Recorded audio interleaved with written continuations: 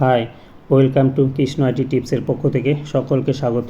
আশা করি তোমরা সকলেই ভালো আছো। তো আমি আজকে শেখাবো এমএস ওয়ার্ডে কিছু টেক্সটকে কিভাবে আমরা টেবিলের মধ্যে কনভার্ট করব।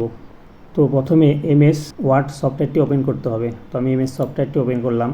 তো এখানে আমার কিছু টেক্সট অলরেডি টাইপ করা আছে।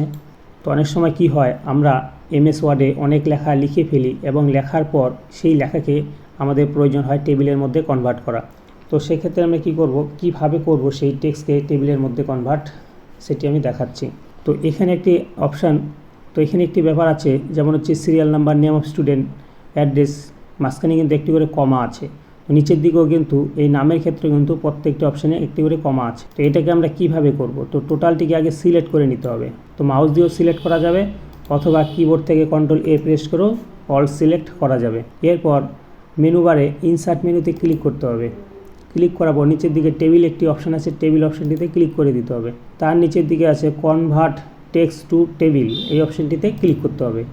তো ক্লিক করার সঙ্গে সঙ্গে একটি উইন্ডো আসবে। তো উইন্ডোর সবার নিচের দিকে আদার বলে একটি অপশান আছে, এখানে একটি কমা দিতে হবে। কেন, যে আমাদের টেবিলে প্রত্যেকটি হেডিংয়ের পরে কিন্তু একটি করে কমা আছে। তো কমা দিয়ে আমরা যদি ওকেতে ক্লিক করে দিই, তাহলে কিন্তু অটোমেটিক্যালি টেক্সটগুলো টেবিলের মধ্যে কনভার্ট হয়ে যাবে।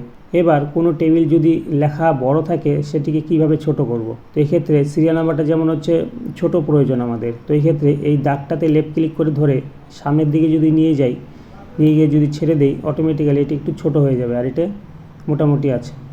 তো এভাবে আমরা টেক্সটকে খুব ইজিতেই টেবিলের মধ্যে কনভার্ট করতে পারবো। তো ভিডিওটি যদি ভালো লাগে তাহলে চ্যানেলটিকে অবশ্যই সাবস্ক্রাইব করে দিবে এবং পাশে থাকা বেল আইকনটি প্রেস করে দিবে, আর লাইক কমেন্ট করতে ভুলবে না। তো অনেক অনেক ভালো থেকো, থ্যাংক ইউ।